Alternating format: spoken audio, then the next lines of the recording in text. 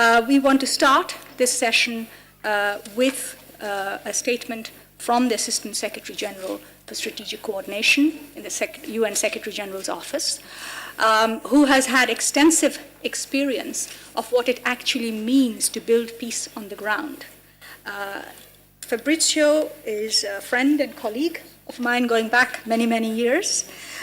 He served most recently as the Deputy Special Representative for the UN mission in the Central African Republic, and he was previously Deputy to the UN Secretary General's Special Advisor for the Summit on Addressing Large Movements of Refugees and Migrants, and also previously UN Resident Coordinator, Humanitarian Coordinator, and Resident Representative of the UN Development Program in Colombia. He was also Director of the Field Personnel Division at the UN Department in New York, and of course with the High Commissioner for Human Rights in Geneva previously, and with also the UN High Commissioner for Refugees. So as I said, he has extensive experience of what it really means to do that hard work, what rule of law really means in the field. And we invited him because of his own experience, but also because of the role that he now has at the UN. How can experience from the ground shape the policy at higher levels, and how can policy understanding at higher levels actually influence what's happening on the ground? I think no one better than Fabrizio to show that interaction, and especially what does the rule of law mean. We know that in the UN system, and also among UN member states and our own member parties, the understanding of the meaning of the rule of law depends on who you're speaking to, when and where, very often. So are there common elements that could help us? The rule of law has got a very prominent position in the international discourse, thanks to SDG 16, but we know what a hard and painful journey it was to get to SDG 16. The rule of law is now, of course, emerging in other resolutions on conflict prevention and sustaining peace. So we're very keen to hear from Mr. Hochschild what his experience has been, what advice he would have for us, and what provocative thoughts can he put here for you to be able to react to. So, Fabrizio, the floor is yours. Thank you very much, Mr. President of the Assembly, Director General, distinguished delegates, friends and colleagues. I'd like at the outset to thank Italy and the Ministry of Foreign Affairs in particular for this beautiful venue and for your warm and generous hospitality. And I hope that despite the delicious lunch, some of you will still manage to stay awake while I speak. I'd also like to thank IDLO and Irene Khan for this invitation and for Irene's energetic and visionary leadership, which I've admired over many years of knowing one another. I listened carefully at the Assembly this morning, and I can see what so many of you in this room have done to put IDLO on a strong and footing and moving in a very positive trajectory towards the future. This afternoon, as the Director General indicated, I'd like to talk a little about what, from a UN perspective, has been achieved in the realm of the rule of law and what some of the outstanding challenges still are. So the importance of the rule of law is, of course, enshrined in the preamble of the UN Charter. However, over the last 20 years, there's been a growing realization of the fundamental practical importance of the application of the rule of law as a basis and a prerequisite for sustainable peace and development. The pivotal importance is arguably better recognized now than ever before, culminating in the adoption of SDG 16 and subsequent Security Council and GA resolutions on sustaining peace. As a practical matter, however, the realization of the importance of rule of law to peace building came painfully for the United Nations. In 1999, I was deployed in two of the rare situations where the UN actually was given by the Security Council the role of a transitional government with all government functions. That was in Kosovo and in Timor-Leste. In both cases, no adequate provision had been made in the original mission planning for any sort of rule of law capacity. We learned at great difficulty just how critical to the stability of both transitions it was to get rule of law institutions off the ground. In Kosovo in 1999, the departure of Yugoslav forces and administration left a rule of law vacuum that the international forces and the UN were very slow to come to grips with. There was an orchestrated campaign of violence and persecution against non-Albanian residents, with murders, kidnapping, torture, arson, and illegal property occupation, which we took some time in bringing under control. In East Timor, in 1999, lack of planning for the penal system meant that prisoners literally had to be set free, as there was no adequate space to hold them, and budgets had to be improvised to repair prisons after breakouts and to provide food to the prisoners. After leading both missions in East Timor and Kosovo, Sergio Vieira de Mello concluded, unlike other nation-building tasks, law and order cannot wait. For the longer an absence of rule of law prevails, the more inequality, criminality, discrimination take root, and the harder it becomes to eradicate them. After those experiences, the United Nations built up its institutional capacities to support the rule of law. In 2000, the Brahimi report called for an increased focus on rule of law and the deployment of justice expertise in post-conflict contexts. And in 2007, the Office of Rule of Law and Security Institutions was established within peacekeeping.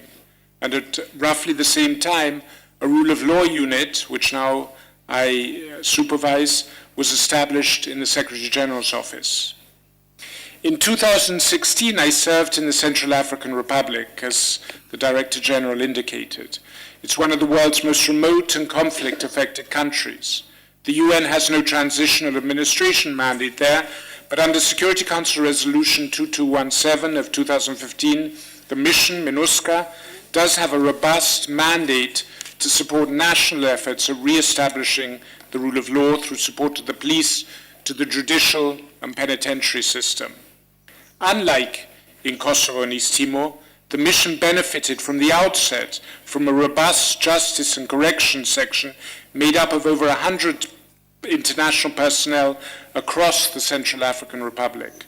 They provide support in the establishment and functioning of the National Special Criminal Court, something that a former IDLO colleague is now working on. They support efforts to reinstate the criminal justice system and also work on the reform of the penitentiary system. With 2,000 international police officers, 4 times the number available in the early months of the Kosovo and East Timor missions, MINUSCA is also engaged in building up the national police capacity. The difference between my early experiences and the approach in the Central African Republic is a reminder of how much some things have changed and how today we use the rule of law mandates to achieve broader peace and security and development goals. But despite consensus among member states on the criticality of this work, and despite widespread efforts to strengthen institutional capacities, we see multiple examples of the flouting of the rule of law and persistent denial of human rights. Like IDLO, the UN comprehends rule of law writ large, justice, equality, an enabler not only of civil and political, but also of social and economic rights. The sad truth is, however, that there's still a large gap between theory and practice, between what we aspire to in meetings like this one and the reality so many face on the ground. On our small planet, protracted conflict and fragility affects the lives of approximately 1.5 billion people. Even as poverty rates have markedly declined, we see growing inequality affecting social cohesion and threatening peace and development. Organized crime, terrorism, violent extremism, and corruption continue to affect citizens globally. There is hope in some ongoing peace processes, but we also know that populations often feel less secure in the post-conflict phase as armed factions concentrate and disarm, leaving communities that they once secured vulnerable to criminal organizations and banditry. In some parts of Libya, of Mali and Somalia, we know the militant groups receive support from communities they operate in, partly because of the services they provide, which often includes a form of justice and security that are otherwise lacking from state authorities. And we know that men and women experience conflict differently. In the 2015 Global Study on Resolution 1325, women spoke about their experiences of escalating domestic violence, sexual violence, and survival sex in post-conflict environments. A major factor contributing to this abuse was weak or absent rule of law institutions. The sad fact is that women are often no safer after war's end. The challenge for all of us is to figure out how to better capitalize on the consensus around the criticality of rule of law for peace building, and how to best use the structures and policies that we've been successful in building over the last 2 decades to do better in changing the grim reality so many face due to the absence of the rule of law in so many parts of the world today. How can we do this? I believe experience teaches us that the application of 3 ideas may be critical. Firstly, part of this is ensuring that countries emerging from crisis make the restoration of rule of law a national priority in their stabilization efforts, that they make and sustain significant national commitment with support from their own communities and civil society. Joined up international programming can then complement and align with these priorities to build critical foundations. Secondly, it's also now fully recognized that the rule of law and development are strongly interrelated and mutually reinforcing. We need to build on this and ensure that interventions in the post-conflict phase already support development efforts and measures to reduce inequalities. The essence of SDG 16 is its specific targets and indicators on national human rights capacity, access to justice for all, including for women and minorities, and effective justice institutions. I understand that IDLO member parties have requested the Director General to ensure your new strategic plan maximizes IDLO's contribution to Agenda 2030. We know that strong rule of law institutions, if empowered and respected, if independent and properly resourced, are essential to legal and peaceful dispute resolution, while generating the confidence and stability needed for financial investment and a thriving private sector. Thirdly, in all contexts, post-conflict or otherwise, we must do our best to not only build strong institutions, but to ensure they're accessible and equitable and effective, while encouraging healthy and independent legislatures and judiciaries. This will help us create rule of law-based societies and generate a rule of law culture in which populations have faith and trust in the law, follow the law, and see the justice system as a way to resolve grievances and as an alternative to pursuing difference through recourse to violence.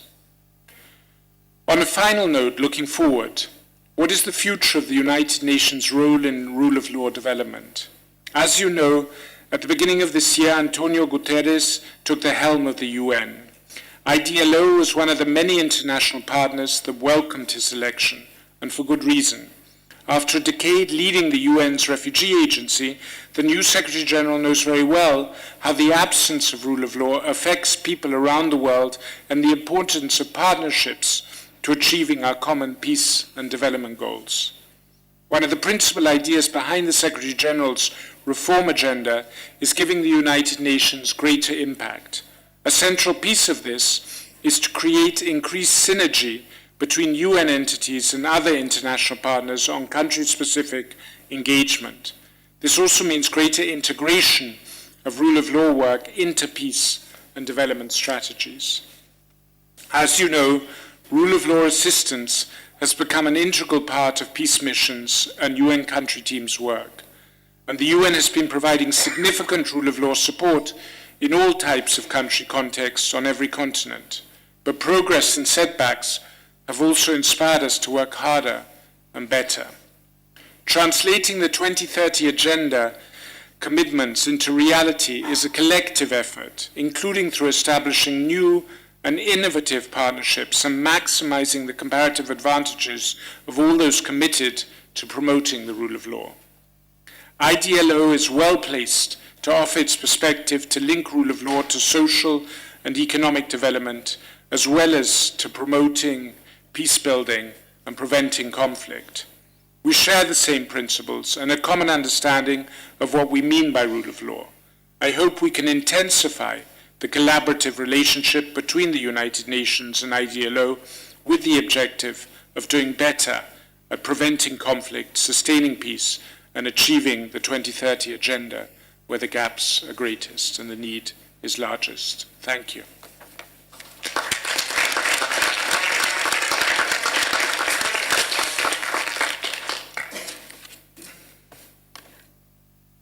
Thank you, Assistant Secretary General, for your statement in which you went from your own personal experience to the larger picture of the rule of law and the debates that take place, the gap between reality and rhetoric that you pointed out. We have a few minutes, so I would encourage delegations or individuals, participants in the Partnership Forum, if they wish to ask questions, comments. This is an informal session, so it will not be recorded officially as, in the proceedings of the Assembly. But while we are waiting for others perhaps to ask, may I ask you a question?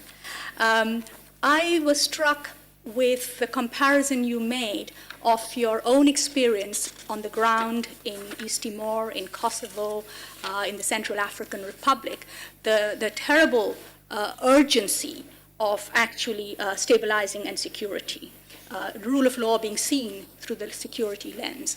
And then, of course, you spoke about the SDGs and the broader approach that rule of law practitioners and governments are taking about using law as an instrument for development.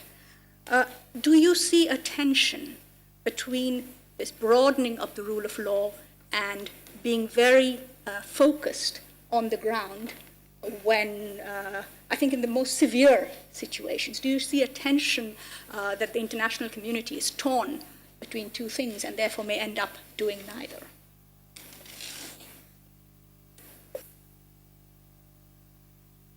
If I think back to my recent experiences in the Central African Republic and indeed in post-conflict environment in the remoter parts of Colombia, where government and state institutions in a country that is otherwise very well endowed with such institutions are not so strong, I do think now that the notion that rule of law is the foundation for development and for sustainable peace is there. I think while the theoretical realization is strong, the practical means for translating that into transformational action on the ground is still lacking. I think what we also have to recognize is that more often than not, it's not as if you come into post-conflict situations and meet a vacuum.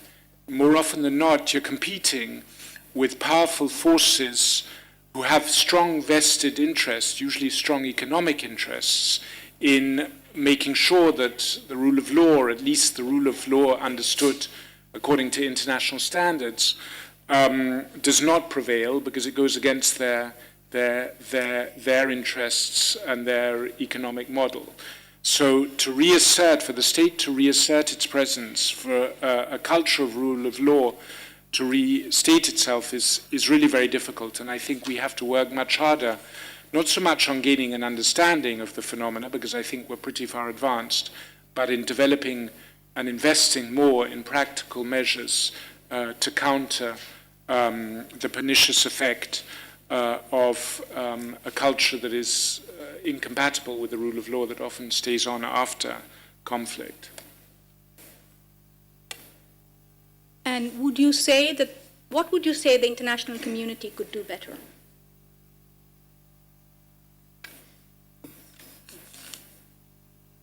I would argue that the challenges are often quite situation specific, but I think continuing or increasing investment in rule of law programs, such as those undertaken by the IDLO, such as those undertaken by the UN or in partnership with IDLO, is very important. And I think what we also need to do better is understanding better some of the forces that undermine the rule of law. We often read conflict and post-conflict environments through a development lens or through a political lens, and are not often attentive enough to the very strong economic and criminal interests that often dominate the landscape. And I think understanding those better and equipping ourselves better to cope with those is important.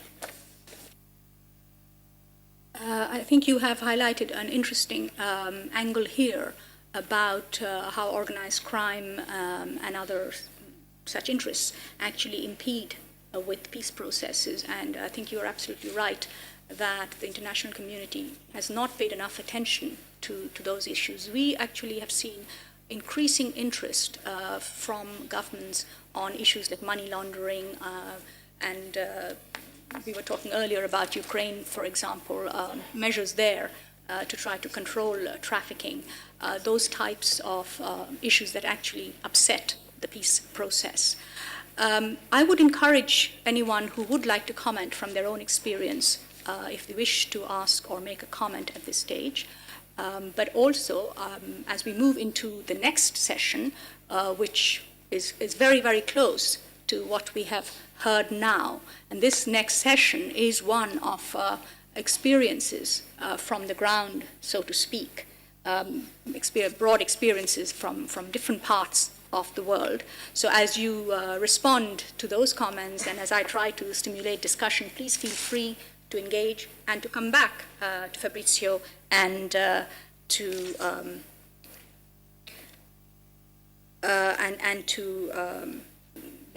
also respond to the comments that he is making. But before we move to the next session, and while you have time to think about what is it that Mr. Hochschild has provoked in your mind that makes you rethink these issues, or perhaps bring a new perspective, or perhaps you wish to reinforce what Mr. Hochschild has said. While I give you time to think about that, we have a very important message from the Minister of Justice of Italy, Mr. Orlando, who unfortunately could not be here with us this afternoon, because there is a parallel conference going on, an important meeting going on in Rome today somewhere else. So if I may ask Mr. Di Chiara to read the message on behalf of Mr. Orlando. Well, thank you very much, Madam Director General. Actually, the Minister is involved in another event elsewhere in Rome, and as we approach political elections, our political ministers will be more and more involved in political activity. Nevertheless, the Minister of Justice, the Honorable Andrea Orlando, has sent a brief message to address the Assembly that I am about to read. The text is in Italian, but I believe it will be translated so you can use your headphones. Gentili partecipanti all'Assemblea delle Parti dell'IDLO, purtroppo per via di altri impegni istituzionali non mi è possibile partecipare a questa importante Assemblea delle Parti dell'International Development Law Organization a Roma.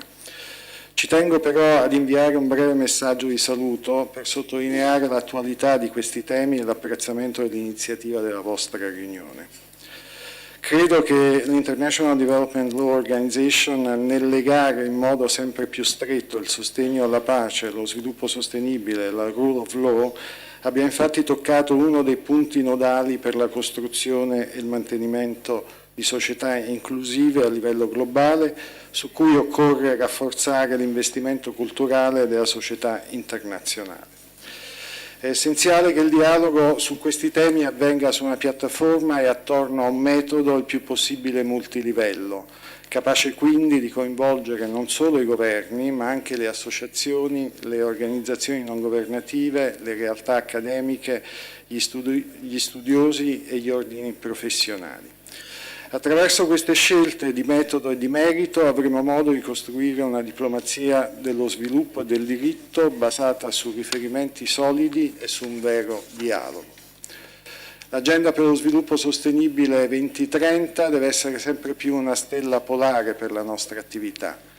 La settimana scorsa, nell'ambito dell'incontro dedicato agli Stati generali della lotta alle mafie, ho ricordato la necessità di includere sempre di più tra le priorità della comunità internazionale la lotta a ogni forma di crimine organizzato, la riduzione dei flussi di capitali illeciti e di armi e il rafforzamento del contrasto patrimoniale alle organizzazioni criminali. I programmi dell'IDLO e le attività di advocacy e di advisory portate avanti nel corso del 2017 mostrano una forte connessione con i Sustainable Development Goals. L'attività dell'IDLO mostra come questi obiettivi possano e debbano essere sempre più declinati in azioni concrete per dare impatto a temi come l'empowerment femminile, l'indipendenza del potere giudiziario, la promozione della democrazia e più in generale il sostegno alla pace e allo sviluppo sostenibile. La promozione dei diritti a livello internazionale è oggi sempre più legata a una strategia complessiva di cooperazione internazionale, negli strumenti e anche nelle politiche. Sono certo che l'Assemblea dell'IDLO potrà offrire utili spunti su questi temi e vi auguro un buon lavoro. Andrea Orlando. Thank you very much, Madam Director General.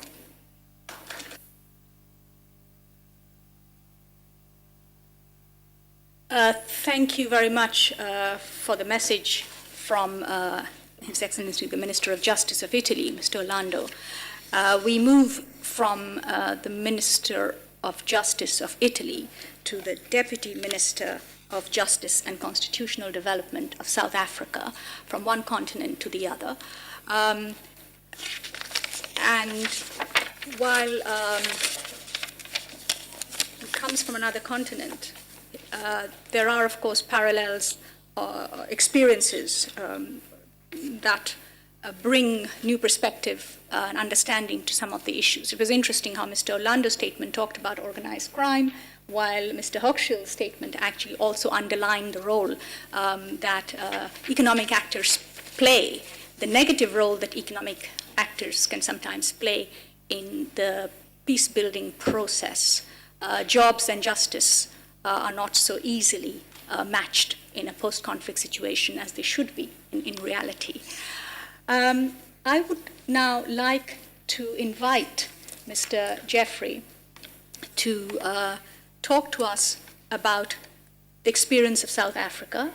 You went through a period of great turmoil, conflict, violence, and then embarked on a process of rebuilding and a process of reconciliation that was inspiring around the world, globally. People of my generation who were students marching against apartheid and so on were so uplifted by what we saw happening in South Africa. Now, decades later, it would be very helpful for us to get your analysis of what is it from the South African experience that other countries that are seeking to make this journey from conflict to peace, what role does the rule of law play? And going back to the examples that Mr. Hochschild gave of Central African Republic, of Kosovo, of Timor, what do you see as the issues that we need to focus when we are looking at building peace, building nations, repairing the damage that is done by conflict? And what role really does the rule of law play into it? Or is it all theoretical and aspirational only? Thank you. Thanks very much, and good afternoon, everybody. I'm unfortunately only able to join you for this session, having to attend another engagement for the rest of the day, but thanks for giving me the opportunity to speak. I'm going to try and be quite brief so that there can be time for questions, but I think, as most of you should know, the South African conflict was a illegitimate, effectively whites-only settler colonial, post-colonial state in conflict or trying to maintain power against an African majority. A process of negotiation started in 1990. One of the main features of that process, two main features. One, it was all-inclusive, so all different role players. It wasn't between the two main protagonists, the South African regime, or the then South African regime, and the African National Congress, but all political formations in South Africa were invited to participate in those negotiations. The second element, which is important, is that there was no foreign involvement. There was no mediation by outsiders. It was South Africans that were conducting the negotiations. They took a long time, over 3 years. There was quite a lot of conflict during that period. Death squads from the regime still continuing as parties were positioning themselves. But eventually a process agreed upon of an interim constitution, which, so as to maintain the rule of law, was adopted by the largely white South African Parliament. And the idea was there would then be elections under this interim constitution, and then the newly elected Assembly Parliament would negotiate the new constitution, but to protect the concerns of the minorities, that there would be certain principles that the new constitution would have to comply with. So that was largely the process. There were other issues of ensuring that there wasn't a winner-take-all situation, a government of national unity, depending on how much support you got in the election. But then, as far as sort of post-democracy, post the first elections, you had institutions that were badly damaged. If you take the judiciary, the President of South Africa had appointed judges on the advice of the Minister of Justice. They were largely people who had shown a commitment to defending the police, defending the state in cases against civil rights groups, in prosecuting people who'd been opposed to the regime. You had at the time, I think, one black judge and only one woman judge. The solution was, I mean, all those judges, and in the lower court, the magistrates were kept. Nobody was removed. But the solution was to set up a new court, a constitutional court, of some old judges and some people who hadn't been judges before. And that court would have the final say over the interpretation of the Constitution. And then the process of the appointment of judges was changed from simply the President on the advice of Minister of Justice, a Judicial Service Commission comprising of members of Parliament from the majority party, from the opposition, different stakeholders from the legal profession, etc., to recommend to the President who should be appointed as a judge, and the President effectively having to appoint who was recommended. The other institutions, such as the police and the army, they'd been enforcers of apartheid. Effectively, there was integration with the guerrilla movements, so transformation from that side, and a change of name, a change of uniform, a change of logo. So we had the South African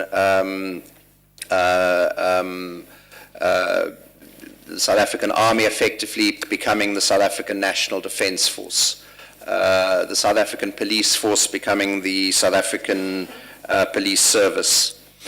And then in terms of the Constitution, also setting up specific bodies to monitor government, an ombudsman, the public protector, a human rights commission, a gender commission, a commission dealing with cultural and linguistic issues, an auditor general, an independent electoral commission.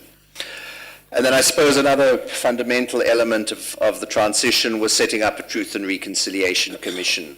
The issue, as would be in any conflict situation, what happens to the people who've done wrong in the past, who have got power, who may not want to give up that power if they're afraid of being prosecuted.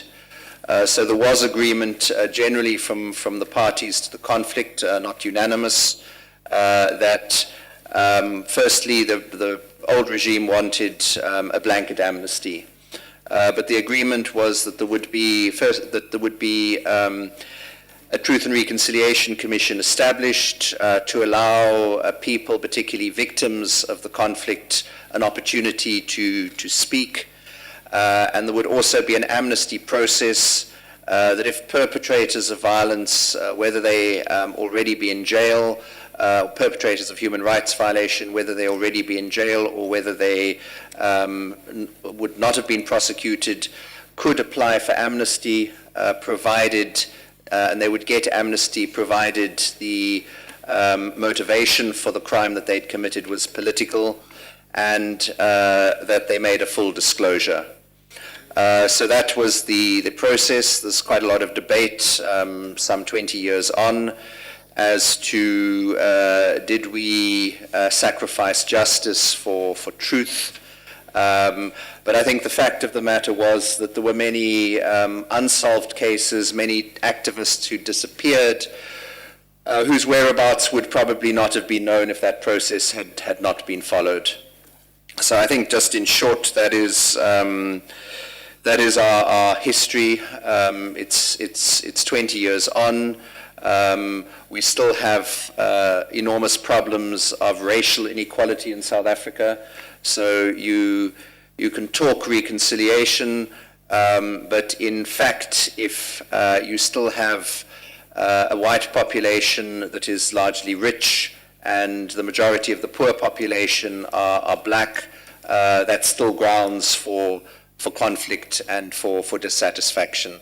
I think let me leave it there for the moment and respond to questions. Thank you, Mr. Jeffrey, for actually making that connection between development and equality, the aspirations that people have, and when conflicts and peace that follow don't deliver on those expectations, the frustrations that can build up and plant new seeds of conflict. What would you say the international community could have done or should have done, or was there any space for international community at all to do in the case of South Africa that might have led to more positive action in relation to these problems that you have highlighted now? Is there a role for the international community, or is it nationally owned? How does the international community stimulate or support national actors? Look, I think that in terms of the struggle against apartheid, the international element was a very important component, one of the four pillars of the struggle against apartheid, and it was a very important terrain, particularly the imposition of sanctions on the South African regime. I think it was important. I mean, I don't know how many conflicts have been resolved by the people of the country themselves rather than outside mediators. I think the general consensus in South Africa was that it was a good thing we were able to settle things ourselves. At a certain stage, one of the parties that was feeling a bit left out, the Inkatha Freedom Party, made a demand for international mediation, which nobody else really wanted and wasn't really ever implemented. The international community played an important role in sending observer missions to monitor the conflict. One of the problems was during the transition period, I think probably more people died in that period on a year-by-year basis than in any of the previous years before the negotiations had started. Possibly more could have been done to try and prevent that, but there were attempts from international observer missions and international observers of the elections. But as you'd mentioned, the biggest problem is inequality, economic development, and those are issues that we're still grappling with and still need international support to overcome. I think also I must say, I mean, as you can see from looking at me, I'm a white South African, although was involved in the struggle against apartheid. And I think that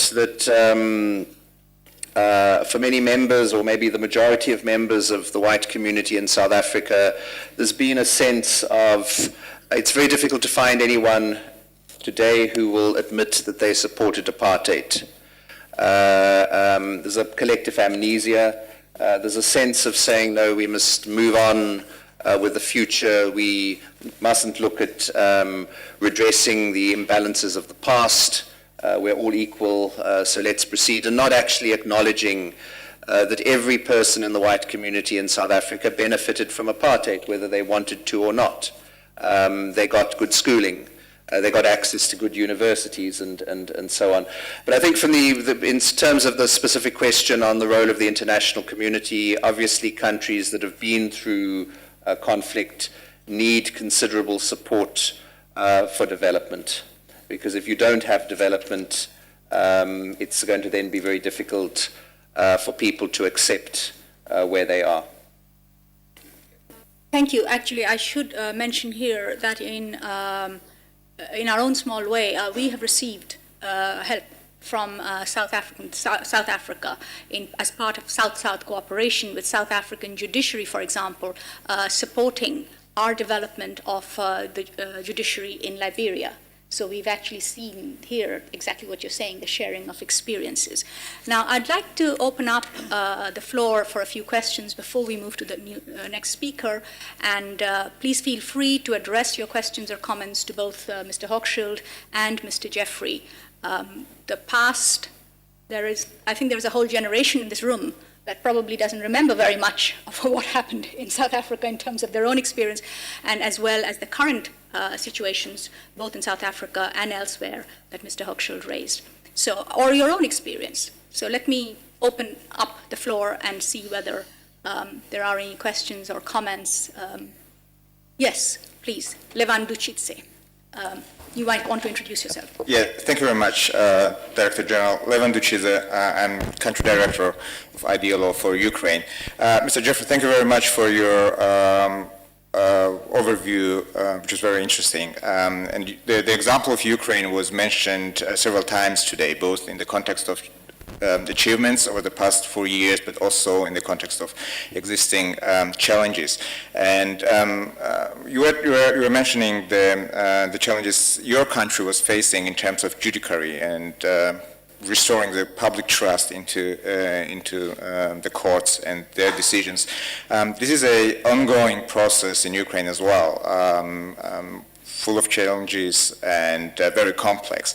The Supreme Court is currently being reshuffled, and there is this ongoing discussion whether or how the specialized anti-corruption court should be established. So I had two rather practical questions about how the public trust in courts in South Africa were restored, whether there were special transparency measures or special screening procedures for the judges, and what was the role or contribution of the international technical assistance or international community, if any, in this process? Thank you. Trust, I mean, yes, it's a difficulty. But you know, there's provisions in our constitution for affirmative action redressing the imbalances of the past, so there was quite a vigorous and rigorous attempt to improve the race and gender demographics of the courts. But the appointment process is very transparent. As I said, it's a multi-stakeholder body, the Judicial Services Commission, which interviews candidates, and it interviews candidates in public. The deliberations after the interviews are in private, but the actual interviews are conducted in public. And there's, in fact, live streaming, so you can watch it online, and people will tweet about their comments about what they thought of one candidate or another candidate. As far as the role of the international community and technical assistance, there was a lot of support when it came to the drafting of the final constitution. We relied quite a bit on Germany, I mean, as two countries, Germany and Canada, as two models, but I think what's important is that each country is different, and the institutions that are built up must reflect the need and respond to the needs of the people of that country. And each conflict is different. So maybe between South Africa and Ukraine, we can share experiences, but we need to accept the difference. One other element maybe of South Africa was that we tried for as much inclusivity as possible. So before we had two official languages, Afrikaans and English, which were the languages of the white community. We now have 11 to try and broaden out, make people feel that they've got a stake. We've got other languages. We've got some extinct languages from the Khoi and the San. The motto on our coat of arms is in one of the extinct San languages. So rather than picking one language to have the motto in, we picked a language that nobody's going to feel that they've been advantaged because it's extinct. And it's also a lesson as to why is that language extinct. It's extinct because those people were eradicated by the settlers. So it's small things like that, but an attempt for inclusivity. Also national holidays. We would have, for example, the next holiday coming up is on the 16th of December. It is the day, it commemorates two things, the day that the Boers, the Afrikaners, defeated the Zulu at the Battle of Blood River, or Ngome, in 1838, I think it was. It's also the day in 1961 when Mkhonto weSizwe launched the armed struggle. So that day used to be a holiday in the old South Africa commemorating the Boers' victory. It's still a holiday in the new South Africa. It's called the Day of Reconciliation. So we would take symbols from the old South Africa and capture them into the new South Africa. Are there any further? Yes. First, the gentleman just behind Levan, and then behind. Yeah, please. Thank you. Introduce Mrs. yourself. Thank you. Director General, I'm from the Ukrainian Embassy, and I would like to follow back some mention of Ukrainian events. Thank you for very brightful and full picture during the first session this morning, and I would like to draw attention to events in my country because there are some two parallel processes take place, as my ambassador already mentioned this morning, because on the east, in certain areas of Donetsk and Lugansk regions of Ukraine, Ukraine faces large-scale Russian aggression, which is going on with the use of heavy weapons, with losses of human lives and injuries of militaries and volunteers. But at the same time, despite all these tragic events, Ukraine has survived as an independent and viable state, and is taking strength through profound transformation of the country. we are grateful for solidarity and steadfast support of our international partners, international organizations, including IDLO. With, let's say, national resort and international assistance, we already managed to rebuild Ukraine's armed forces, security services, to reinvigorate the democratic institutions, to strengthen the civil society sector, and all this has a very positive impact on changes in all walks of life. Another important and very interesting phenomena is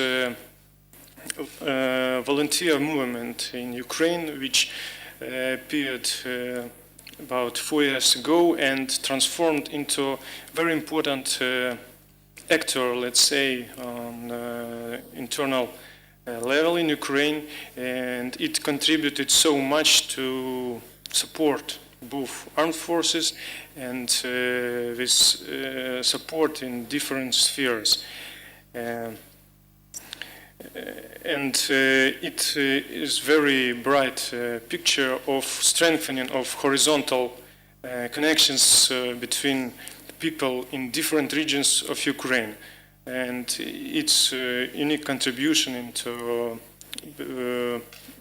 building of civil society, strengthening of civil society in my country because of that tragic events in the East. And I'm sure that representatives of these volunteer movements of different organizations will contribute on the first stages into modernization and development of Ukrainian society. Thank you. Thank you very much for your comment about civil society and its power to bring communities together. Behind.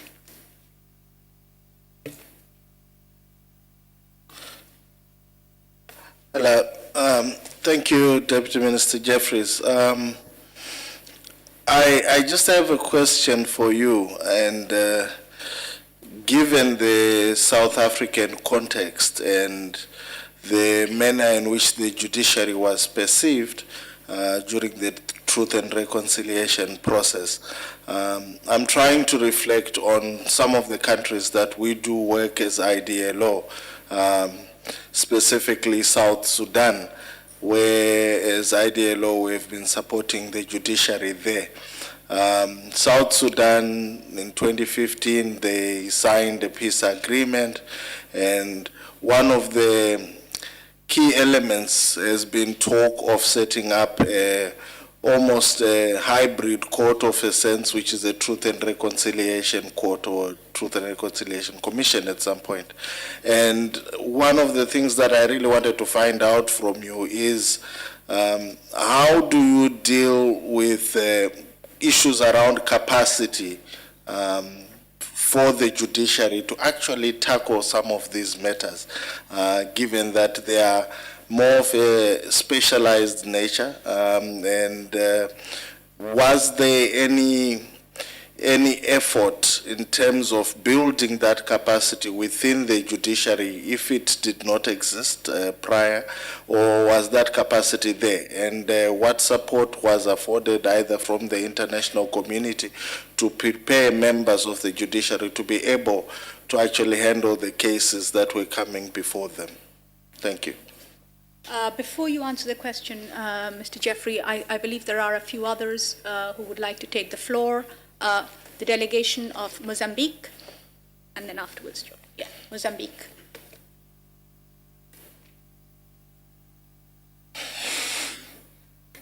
Okay.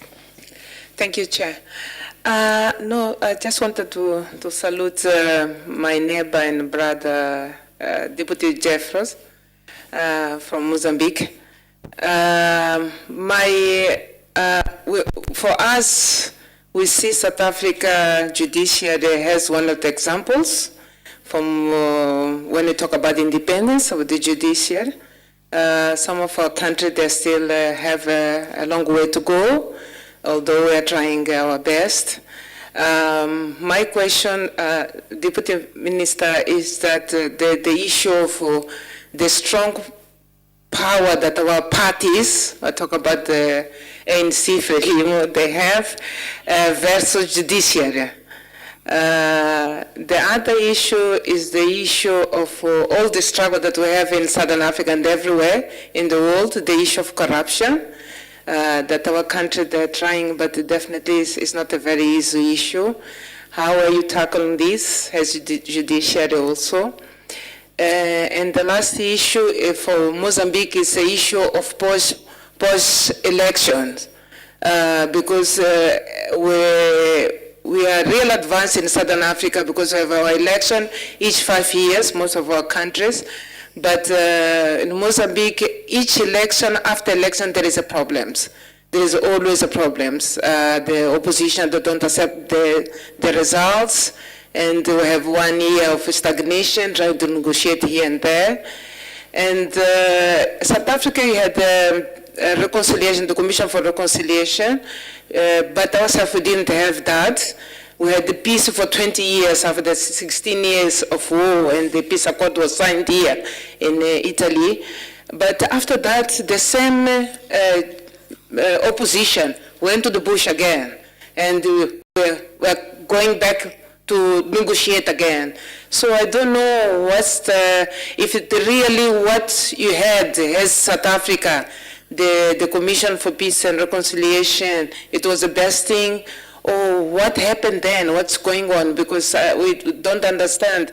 People, they come back to the country, we try to rebuilding the country, and they go back to the bush again. So we don't know. So I just wanted to hear a little bit about that. Thank you very much. Thank you, Ambassador, for your questions. And now the delegate, Jordan, please. Thank you, Mr. Chairman. And I would like to thank both speakers for the very inspiring presentations. And to Mr. Fabrizio, inspired me when he spoke about deploying and using the structures that the international community has managed to create over the last decade or 2 decades in the service of sustainable development and in the service of promoting the rule of law. And I know that the United Nations has 2 levels when it comes to its approach towards the rule of law and promoting the rule of law, one on the international level and the other one on the national level. When it comes to the international level, my question is, how do you evaluate the current state of affairs when it comes to the ability of the international community to intervene and to contribute to conflict resolution, and where do you see the weakness points and where we have to move forward and to develop further the capacity of international community when it comes to applying the rule of law and try to reform the international organizations and especially the United Nations to make it more capable of playing a role in terms of conflict resolution. And my second question goes to Mr. Jeffrey, from the South Africa experience, and I apply it, I try to think of my region, the Middle East, where so many conflicts have been arising throughout the last 5 or 6 years. When it comes to transitional justice and rebuilding, if you want, the social justice between the state and the people in the transitional justice phase, usually there is this, if you want, choice between the top-down and the bottom-up approach. And usually we have this issue of representation, you know, because in this stage, the voice of the people is very important for any peace agreement to sustain. So the challenge that is being faced by so many countries in post-conflict stages right now is how to make sure that any agreements and any arrangements in the transitional justice phase is really representing the will and the wish of the people. especially when there is regional interests, especially when there are parties around the table, negotiating table, that are representing more the interest of the regional powers than the interest of the local people. Thank you. Any more questions? And then I will ask Mr. Hochschild and Mr. Jeffries to answer them in one go. Yes, Fred Huston. Fred Houston from IDLO, and I'm a country director in Central Asia.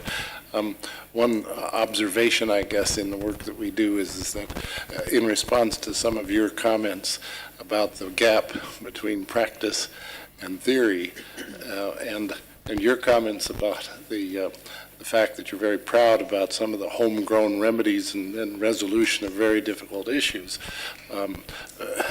makes me think a lot about what we're trying to do as IDLO to try to encourage the maximum use of any resources available to literally to focus attention on decision-making processes themselves, the study of the practice locally by local experts, because we also recognize that there's resentment from foreigners coming in and trying to tell them what to do.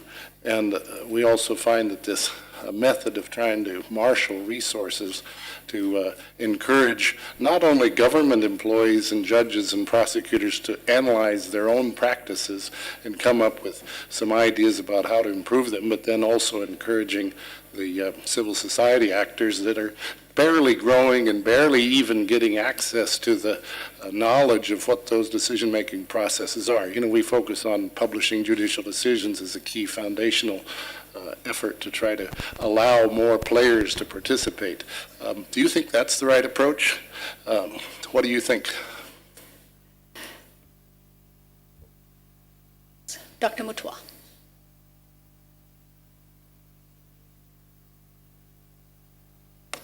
Yes, thank you very much. This is a question for Mr. Jeffrey. Mr.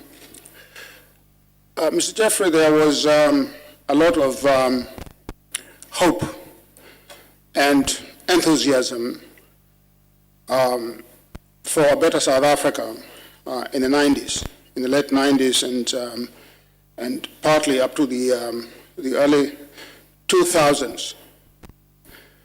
I think you will agree with me that that much of that hope was misplaced, because there have been some difficult times in the last 20 years in South Africa.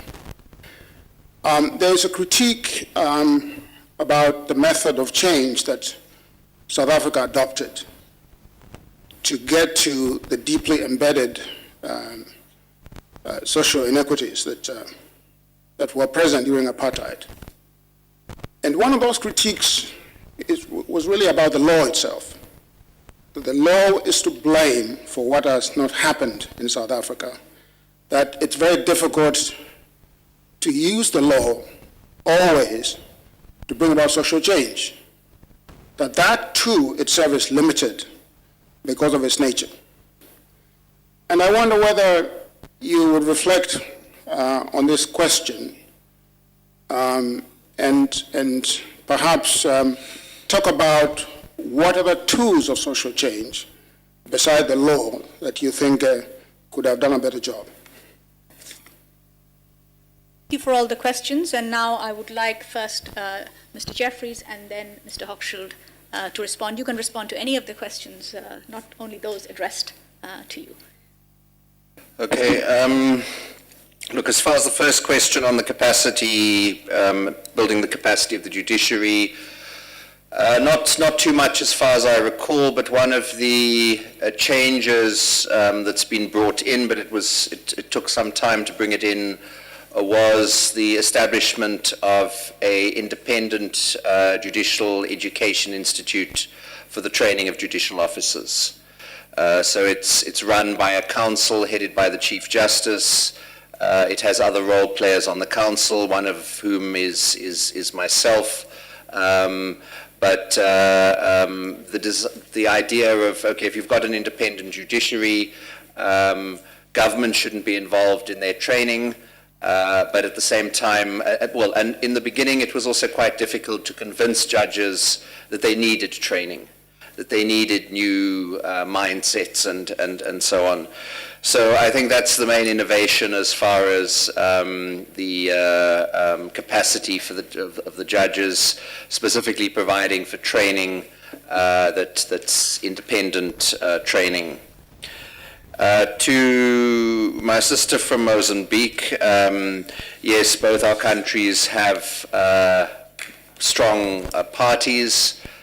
In South Africa, though, everything is subject to the courts, basically all action, and the courts regularly strike down the actions of government, and sometimes even the actions of the ruling party.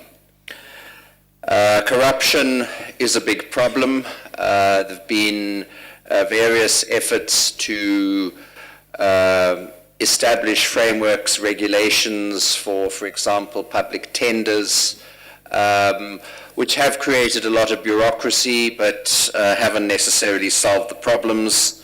But I think one of the important elements with South Africa, and it also relates to a later question, that transparency is very important, and South African society is very transparent, and if there isn't transparency, the courts will enforce it and ensure that there is transparency. We haven't had a problem of elections not being recognized or accepted as there has been as there was in Mozambique. One of the processes may have been that, again, there's stakeholder involvement in the elections. So there's a structure called a party liaison committee, which operates at a national level, a provincial level, and a local level. Parties are encouraged to have party agents present during the voting and during the counting. So people can see things happen. If there are disputes, they are then referred to a specially established electoral court, which is also appointed by the Judicial Service Commission, and that court is recognized. And there have been some problems more at a local government level where there have been problems with, for example, municipal by-elections. So I'm not sure in Mozambique, we can maybe speak about afterwards whether you've copied or whether there's anything to learn from this party liaison committee role, because if you involve the parties, and everything is done at a voting district level, so the country is broken up into smaller voting districts. Each voting district has a voting station. There are party agents there. The voting takes place there, the counting takes place there, and everybody has the results from that. But I'm not sure. On the issue, the question from the member from Jordan, look, I mean, we were lucky in the sense of less regional involvement and pressure in our conflict. We did not have a referendum on the process. As I said, we had an inclusive process involving the parties. Not all parties were there. Some smaller parties pulled out or started participating and then pulled out at a later point, but they were relatively small. But effectively, the first election was, I guess, the referendum, and it was then that elected body that was going to craft the final constitution, but it was curtailed by constitutional principles that had been agreed upon by the smaller multi-party or the multi-party negotiating forum. So it wasn't a blank check to write a constitution. And in that constitution-making process, there was a lot of resources, a lot of energy put into ensuring public participation. So currently, sort of 20 years on, there's a bit of a different narrative coming out, or some people are attempting a different narrative, that it was an elitist document, but I don't agree with that. It was a very inclusive constitution-making process, and a lot of energy put into that. But yes, obviously we've had other examples. I mean, Kenya's history was, at least with the first new constitution, an effort to draft a new constitution and then to put that to the people, and then only to find it gets rejected, and the result then is conflict at the next election. So it's a difficult issue. On the last question, look, I think one of the other features of the South African conflict was there was no surrender. You had a party in power which was willing or seeing that it could not continue in power, and it needed to make concessions. I think they made more concessions than they intended to, but there was no march of victorious troops from Umkhonto weSizwe or Upla through the streets of Pretoria. So it had to be give and take. I don't, in the beginning, some of us were a bit concerned that when the Constitutional Court was established to adjudicate on the whole Constitution, but particularly on the Bill of Rights, that it was more privileged groups that were bringing cases to the Constitutional Court to say that their rights were being violated. Subsequent to that, there's been a shift in terms of the law is being used very often and very regularly as a means to enforce social justice and social change by disadvantaged groups. So I don't think it's fair, or I'd want to engage more on well, I disagree with the point that the law is to blame, and the law is being and can be used as a mechanism of social change. But as far as evaluating what are the tools, the biggest problem with South Africa is the question of racial wealth inequality. There were at the times, and I think it was a proposal from the chair of the Truth and Reconciliation Commission, that there should be a wealth tax, which unfortunately was not accepted by government. But I do think that a lot more, ordinary South Africans could have contributed more to ensuring more energetic, more vigorous redressing of the imbalances of the past, rather than leaving it up to government. The land problem, the land issue rather, is a big issue.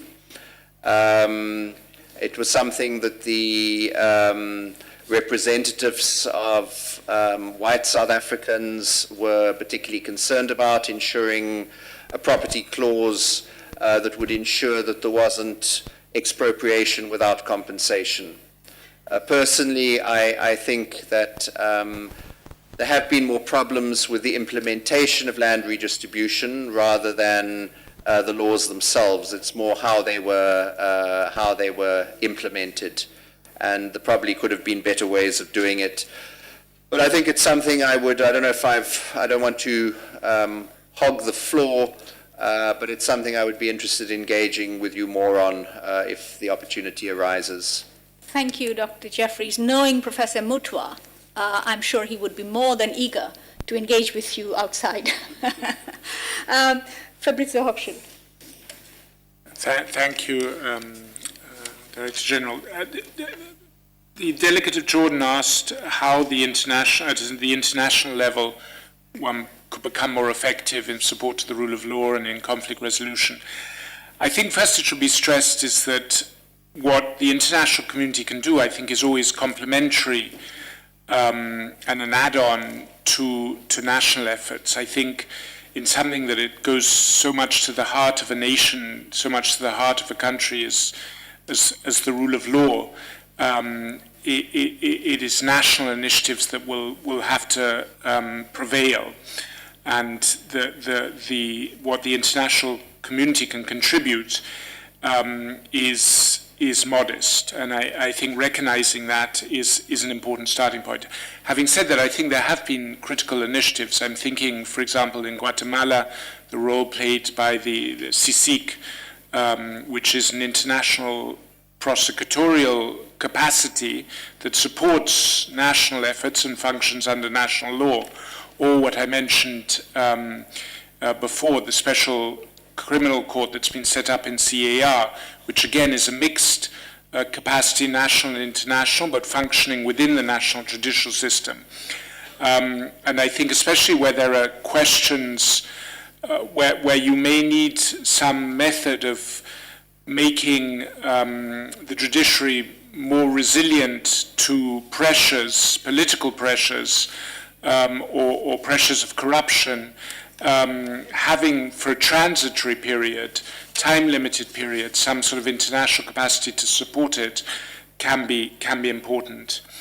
I think a lot of the reforms the Secretary General is doing are aimed at making the UN more effective and faster. We are too often hampered by our administrative procedures that can just mean that, in very practical terms, it takes us weeks to deploy experts when they're needed overnight. I remember in the case of the Kenya peace process in, I think, 2005, where Kofi Annan was very engaged. He turned for an advisor on transitional justice to an NGO as opposed to the UN, and I think part of it was just the swiftness of deployment times. So if we want to do better, we cannot come with so much prohibitive administrative baggage, and that is a large part of the Secretary General's reform effort. Another is just seeing the world in a more joined-up way. Currently, the Office for Rule of Law Issues is actually part of the peacekeeping department, and it struggles to provide support to country teams or to places where there isn't a peacekeeping operation, because strictly speaking, its mandate is limited to support to peacekeeping operations, and of course that makes no sense.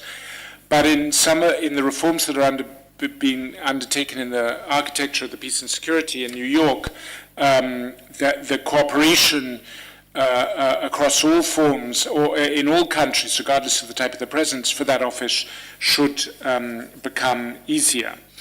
And then on conflict resolution, I mean, I think conflict resolution, as the number of conflicts has grown, as conflicts have grown more intractable, as the number of actors have grown, as conflicts have grown more regional, has grown much more complicated. And the Secretary General also envisages a series of measures, including the recruitment of a high-level panel that I think is meeting this week for the first time, to a high-level mediation panel, to support him better in conflict resolution efforts. And I think there'll also be more investment by the UN in national capacities at a local level on conflict resolution. So we are trying to do better through a whole series of measures.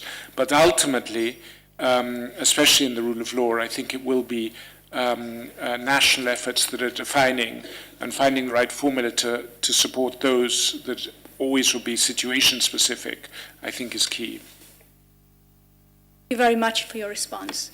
Now I'm going to turn to some of the other panelists, and first to the Ambassador of Afghanistan, Wahid Omar. You're, of course, a former communications director, so I know you will be very sharp and succinct in your response so that we can have more of a conversation with you about the situation in Afghanistan. Now, Afghanistan is a country where IDLO, my organization, has been there now for more than almost 2 decades, since 2002. And there are many other organizations like that, enormous investment by the international community. So tell me, where do you think institution building stands in Afghanistan? What are the barriers to establishing the rule of law, despite all our best efforts, both on the national side and on the international side?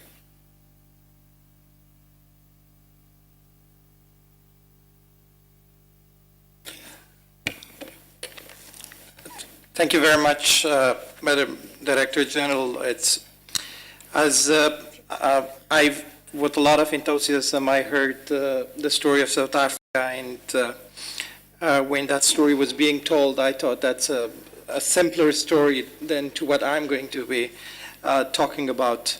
As you know, in 2001, we emerged from a situation, a 40 years war, and then followed by a 5 years despotic regime where very basic rights of people were not met, and where justice was a far cry for anyone, for men, women, children, or anyone. As we started to form a new government, the choice was to, we were forced to make a choice between either choosing justice, whether in the form of transitional justice or in the form of justice, or political stability. We had to make a choice whether we were going to have a broad-based government, which would then ensure political stability, inclusiveness, and diversity, or whether we were going to pursue a robust justice and transitional justice procedure. And our international partners thought it was best for us at that time that we choose political stability and a broad-based government. As was said in the speech by our colleague from the UN, like Kosovo and like the East Timor, the justice capacity to deliver justice was not prioritized. There were two reasons for that. One was that the UN and our international partners thought the situation was too fragile to prioritize justice. And then there was also this mindset that Afghanistan is a tribal country. There are lots of informal ways of delivering justice, and people in Afghanistan will react to any effort to introduce proper, modern, formal justice. But a couple of years into the transition, we soon realized that all roads to political stability, to security, to economic development, to anything that we were aspiring at that time for, went through justice and rule of law. That was the bottom line. There was no way we could make any progress on any, including democracy and our democratic institutions. There was no way we were going to make any progress on any front without prioritizing justice and rule of law. And that's when we started. I remember I managed, at a very young age, I managed the process of a public education campaign for the Constitution of Afghanistan when we were building the new Constitution. And part of it was also asking people as to what was their three priorities in the next Constitution to be stressed in the Constitution. And we delivered 3 million questionnaires to people, and the response was staggering. Almost everyone in their answers stressed that their number one priority was justice, access to justice, and rule of law. So then we started focusing more with a lot of support from international community, and specifically from our friends in Italy who were leading the process of rule of law, the rule of law support program, to try to prioritize rule of law and justice. We made a transition in 2001, and only in 2006 and 2007 we started to put more support and more money and more technical support into developing proper civilian police for Afghanistan. Between 2001 and 2007, developing civilian police who would provide the basic rule of law for Afghanistan did not become a priority. And then we also started turning towards our developing our judicial system, the capacity building in the judicial system, the training in the for not only for our judicial system but also for our prosecutor's office, and also started programs that would help people's access to justice. Because one of the biggest problems we face in Afghanistan post 2001 was because the justice system in Afghanistan and the prosecutor's office in Afghanistan, during the 40 years of war, even before that, since we had royal governments in Afghanistan, these institutions did not project the kind of image that people wanted them to project. They projected force, they projected fear for people. So one of the challenges in Afghanistan was, how do you make sure that when you talk about the prosecutor that we call Saranwal, that people are not taken aback, that people are not afraid, that people are not scared? How do you talk about police to people and still and convince people that police is there to provide them rule of law and support? Because the police had always been used against them.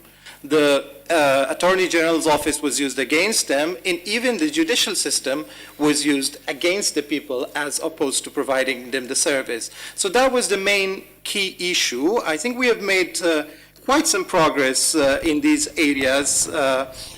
Since 2007, we now have a police, we now have a civilian police. Unfortunately, there is a confusion within the police as to whether their first job is to fight against terrorism or to provide civilian protection for civilian population. There is that confusion because we are actively in war, and even when I talk about post-war countries, I'm not very sure whether we can call ourselves a post-war country. So in the police, while there is a lot of positive development, but there's also this confusion. Our police requires more support, more training in terms of giving them a proper understanding of what their role is when it comes to dealing with civilian population, on top of course, the counterterrorism activities that they are involved in. We have had some quite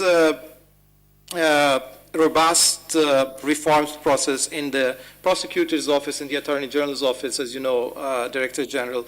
There has been a lot of, we have managed to somewhat restore trust in the attorney general's office by bringing robust reforms, by bringing a new young generation of people who are disconnected from the past, from the times of conflict and war, and who are educated and who know the new concepts of human rights and women's rights and everything else that we need for an attorney and for a prosecutor. And by also making the process of the reforms more transparent. So we have, I have seen it personally that when there is political will in any country, in Afghanistan, when there was political will to do a certain thing, then it can happen. And that thing has happened in our Attorney General's office lately.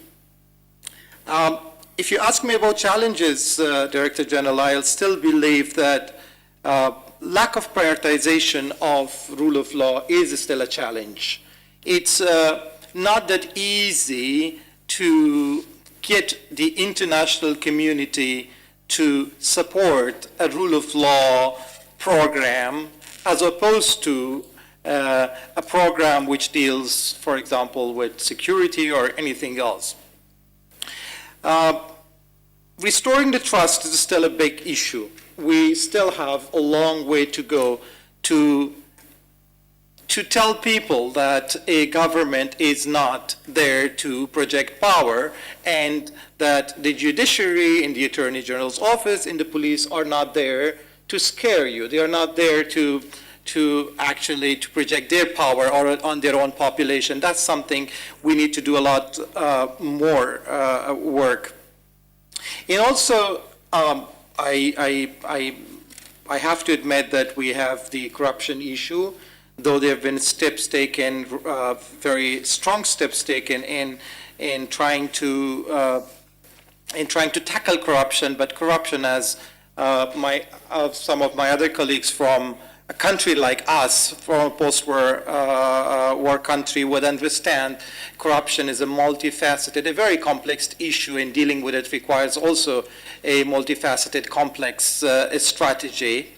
So that still is an issue. And where the international community can support us, we believe that we have made that transition from building a judiciary system and a rule of law and justice system. It is there now. Institutions are there now. We have capacity, we have human capacity in there now. There is a connection between the people in the judiciary system. Make no mistake, the people of Afghanistan do not believe in informal justice system. When they are provided with formal justice, they have always taken the formal justice more seriously. So this mindset is exaggerated when there are reports that people of Afghanistan, a certain percentage of people of Afghanistan, like informal justice system to formal justice system. Now that's not true. They do go to informal justice system as a last resort, or when they are forced to, or when they do not have access to formal, but they do not prefer informal justice system. So we have the institutions, we have a certain capacity, and we have the political willingness, the three aspects of it. But what we would need in terms of support, as IDLO has been rightly focusing on, is to train us and to advise us and to equip us with the capacity that we need to deliver better justice, and to also help us try to restore people's trust in our institutions. Thank you so much. Thank you very much, Ambassador, for your very candid and interesting analysis of how far Afghanistan has come over the years and where you stand now. Thank you very much for that. Let me now turn to the Attorney General of Somalia.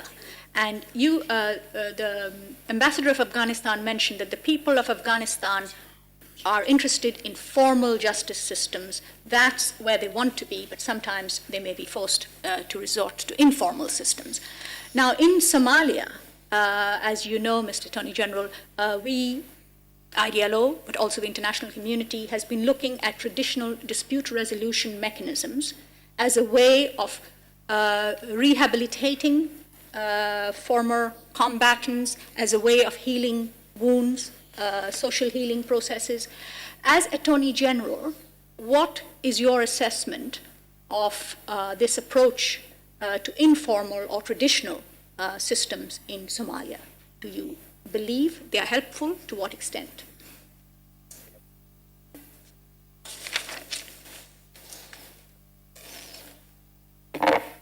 Thank you, Mr. Director General, Mr. President, distinguished delegates, ladies and gentlemen. It's my pleasure to be here to participate in this conference, this important assembly, and wish to be a successful one. I would also like to appreciate for opportunity to give me to speak for the audience.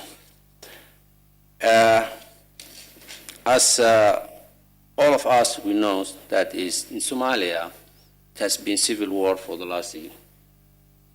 I'm not saying decades, but I'm saying quarter century, or 25 years or more, has been civil war.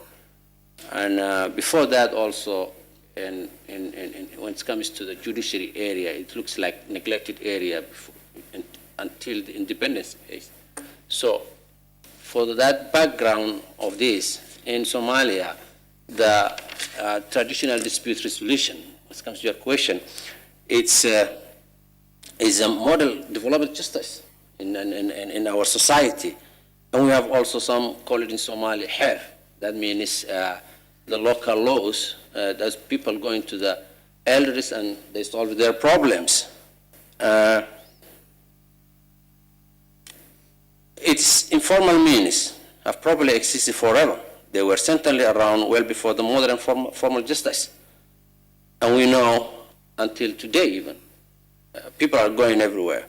These informal mechanisms are so deeply entrenched in my country, and they continue to play a significant part in people's lives, dealing with everything, including property disputes, and also marriage, divorce, inheritance, all these issues.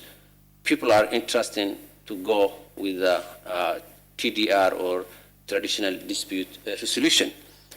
In fact, I can say more than 80% of disputes may be resolved through this means in Somalia right now. This simply because customary justice systems are easily accessible and affordable.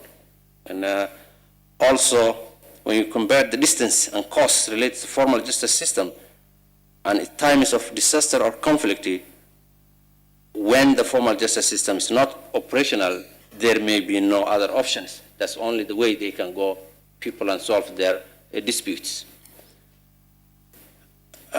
Informal justice also is a system frequently dependent on mediation,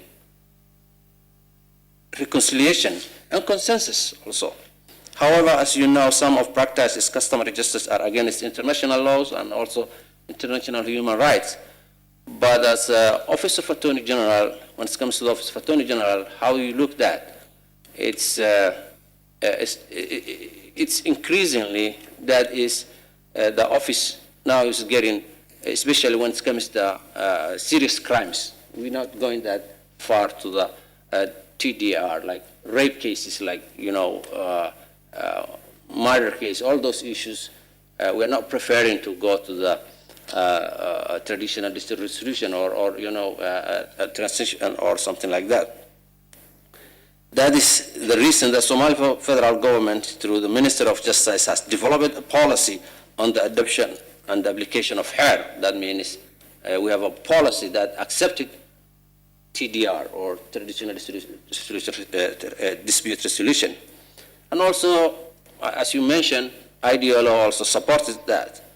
Judiciary, my office, and other justice actors have been consulted on this policy. And we are now addressing the shortcomings of HER, and this mechanism is important for access to justice. So in Somalia, we have maybe different than other countries. We have a deep culture that accepted for this TDR. Thank you. Thank you very much, Mr. Attorney General. I think we've had two very interesting presentations on two countries which are very much, if I can put it this way, conflict affected, very fragile, difficult, extremely difficult operational environment on the ground. Both of them actually incidentally happen to have a lot of Italian involvement and support. So I see Italy sitting between the two of you, and that struck me. But let me open it up to others to comment on it. How do you see this discussion we've had about informal justice and the formal justice systems, and how countries that are emerging from conflict can deal with justice? In Afghanistan, for example, we have been very saddened to see how often courts have been bombed and attacked by the Taliban, precisely because the justice system was working and people were being prosecuted, these people, the terrorists, were being prosecuted and brought to justice. So in a sense, there's a lot of pressure on justice in many of these countries. It's not theoretical at all. It's a very real security situation there. So may I open the floor for a few questions, and if we take them together, and I will ask the two panelists to respond. Do I see any hands going up? I think we have been clear enough. Yes. Yes. No. I see a lady at the end of this panel, actually this side of the room, who is ready to ask you, and who also, I think, is coming from Afghanistan, and therefore I'm sure will have some questions for you, Mr. Ambassador.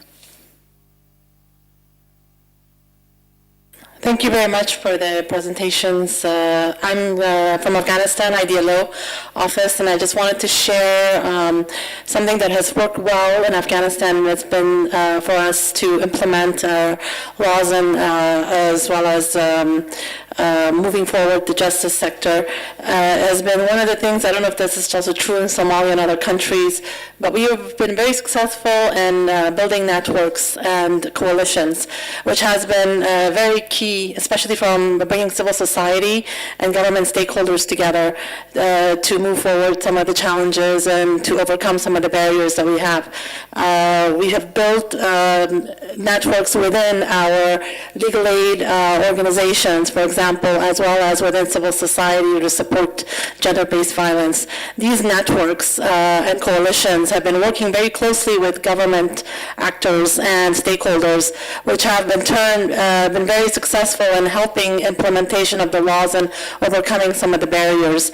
The coordination work that we have done in Afghanistan has been simultaneous with the courts as well as with the police, with the prosecution office, and representation of the ministries and the provinces. And these coalitions and coordination efforts have been instrumental in overcoming some of the barriers that are faced within the justice sector. I wanted to hear a little bit more about the engagement of civil society and coalitions in terms of justice sector, if there's any comments. I see a hand at the back. Good afternoon. My name is Shira Jama. I manage the Somali program, IDLO Somali program.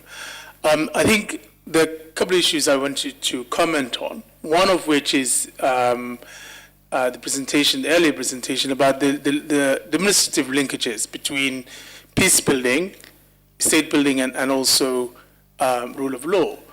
The international community, especially in New York and other places, there's an enormous amount of ink that has been spilled on this matter.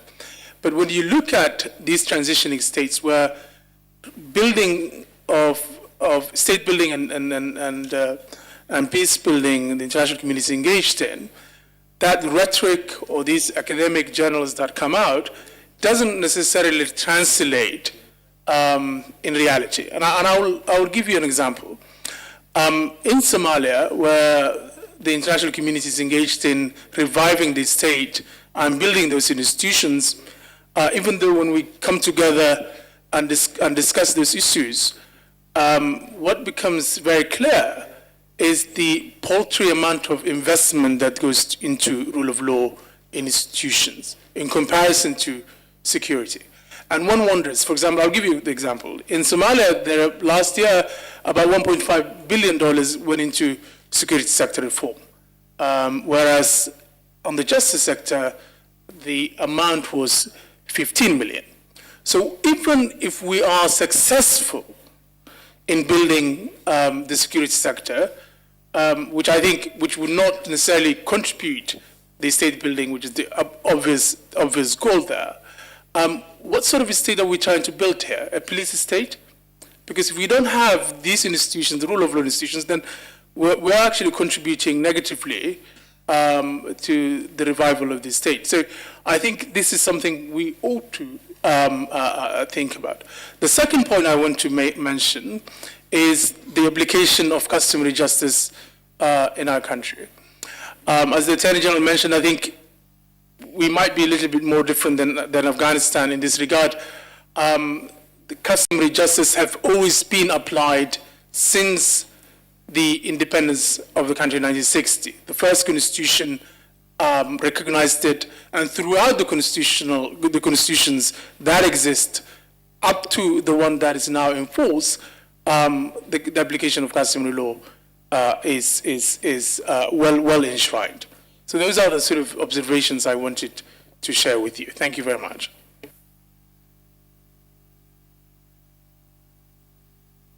Yes, please, Sudan. Thank you, Madam Director General.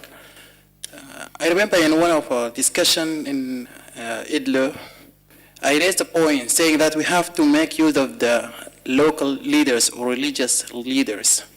I said that our communities, they don't accept solutions coming from outside. If you tell them this IDLO told you to say, to do this and not this. He said, no, it is outside solution, we don't want it. I said we have to ask these people, what does your book say, your holy book, your religion, whatever it is? What does it say in terms of human rights, women empowerment? For example, in Islam, Prophet Muhammad said that women look like a glass or glasses. So take care of them, don't drop them to be broken. This is in favor of women empowerment. Another thing, if you kill one person, as if you kill all people, people get afraid. I was told this method was implemented in Afghanistan. I'm not sure of this. I was told by IDLO members. And I believe it is very effective, where these people believe that these solutions came from their own religion, beliefs, and whatever. And it is very effective, I think. Thank you. I thank the representative of Sudan. You've put a provocative idea out here about people's beliefs, customs, religious ideas, religious leaders. What role can they play in developing justice systems and justice principles? I'm looking for others who might want to comment on that. I think considering that we are sitting in a secular state, but with a neighboring religious state just down the road, that may be something to think about. What role do customary beliefs play in developing? We talk about local ownership.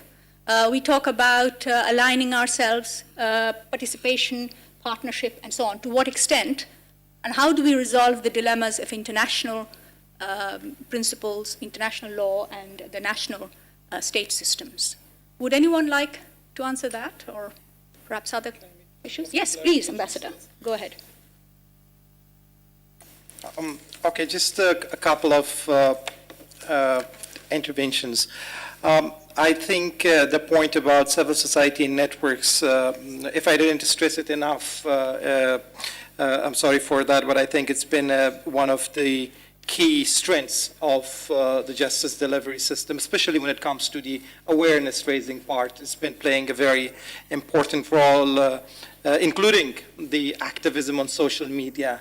It's hard in today's Afghanistan to do something illegal or to do something which is to do something bad and then to avoid the shame that you would face on social media. It's very hard. So civil society, women networks, and social media activism and civilian journalism, they all have had, they play a lot of role in. I think both the government in Afghanistan and the people are very well aware of that. In terms of, I made a point earlier before the Mr. Attorney General about customary justice, informal justice. I'm not saying that informal justice is a strange idea in Afghanistan, but what I'm saying is that sometimes it is, we exaggerate people's tendency to go to informal justice.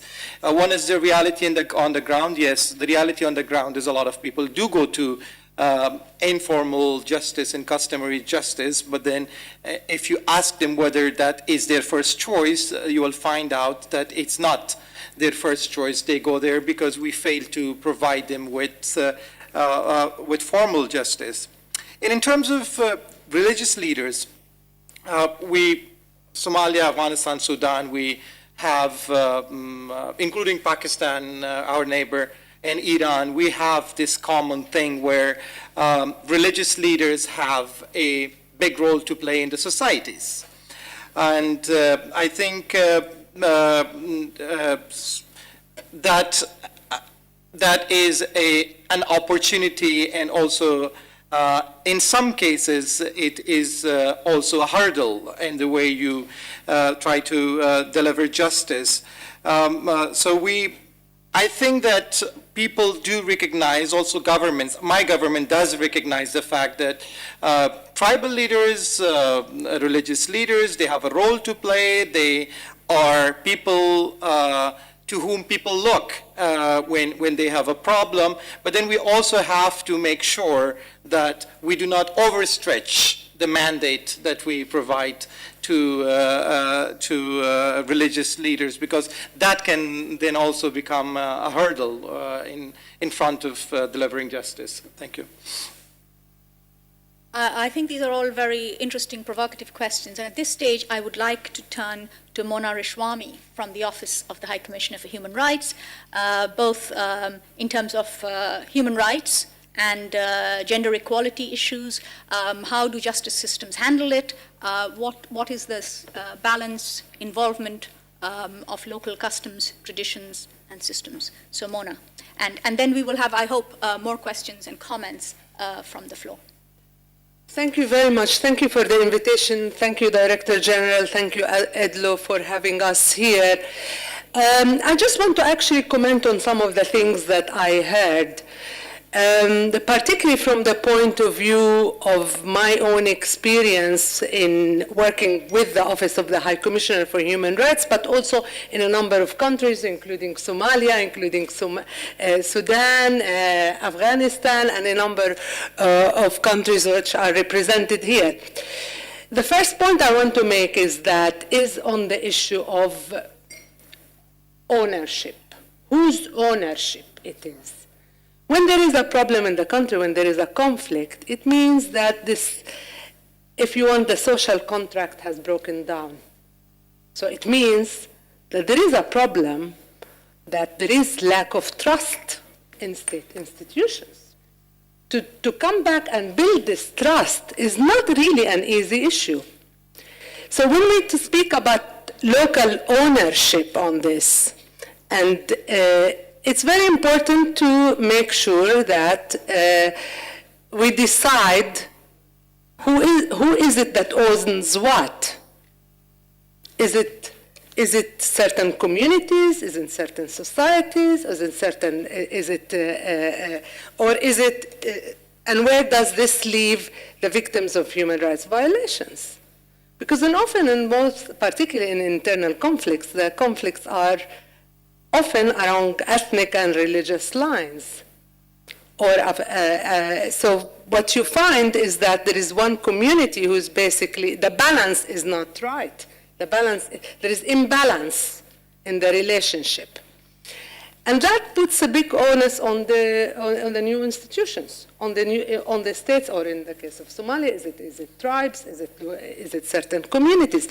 So to me, we have to be very careful about concepts such as, you build things from the bottom up, because you need the top down, and the top down means leadership.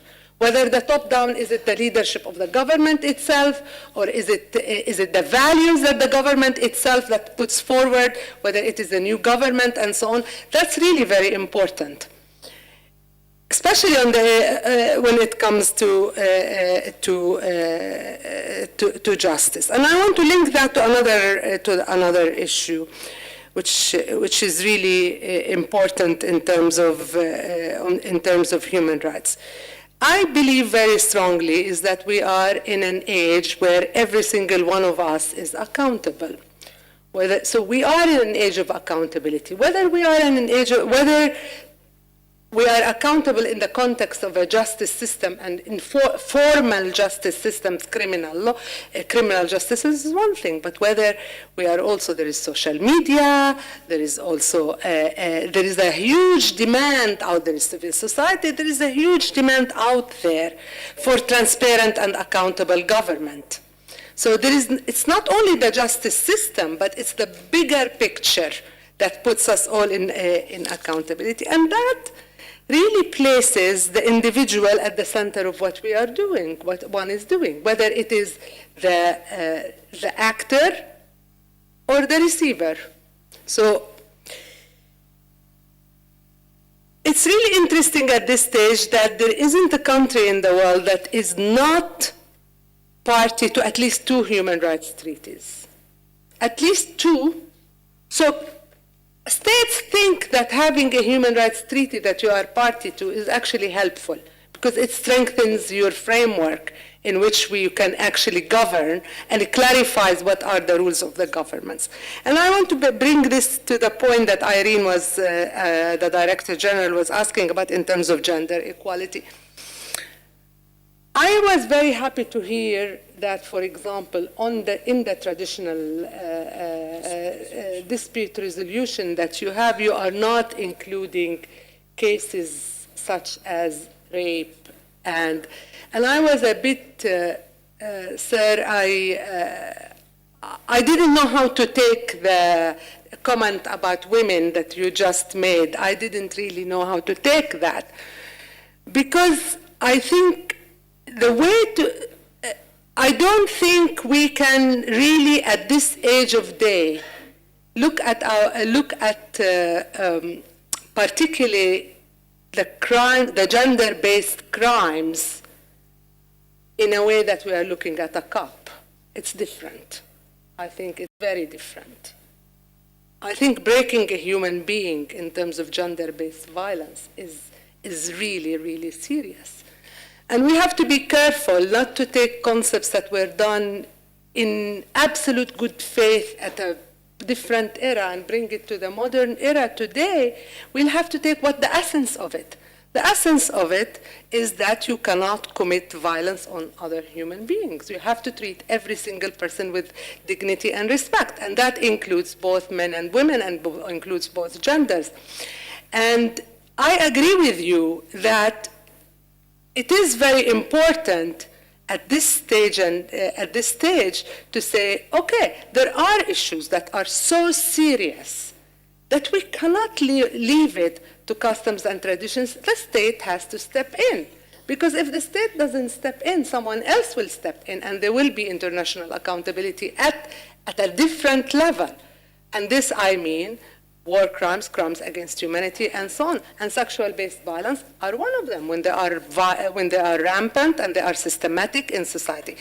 So what I wanted to say now at this stage, we have institutions at the national level, we have institutions at the regional level, we have institutions also at the international level that basically make the thread for this accountability, the rule of law, the respect for human rights, the respect for dignity and all, links it all together to allow us all to basically achieve something very concrete in the area of the rule of law and so on. So we do not have to debate the concepts again and go back to things that are tried, and I don't know, maybe succeeded in certain contexts, but also maybe did not succeed in other contexts. The big phase, and this is my last point, the big phase that we are in, and this is really perhaps is the biggest success of the development project in the last few decades, is that the majority of people in the world are educated. We have compulsory minimum education. The majority of people in the world are educated. The majority of people of the world know their rights. The majority of people in the world claim their rights, and they want to. The issue of leadership is that whether we have the institutions and the frameworks to provide that, and that's where I think IDLO's role becomes extremely important, and to bring rule of law and development together and help us go through this maze of how do we actually ensure the dignity and respect for all. Thank you very much. Thank you, Mona, for your strong and passionate speech. I was always, I always save the best for the last, and therefore the two women.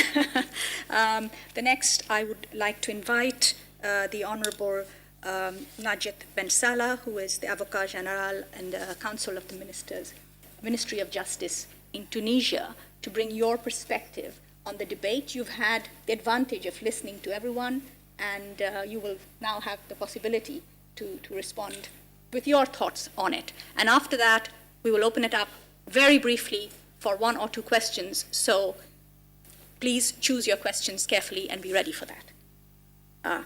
Please.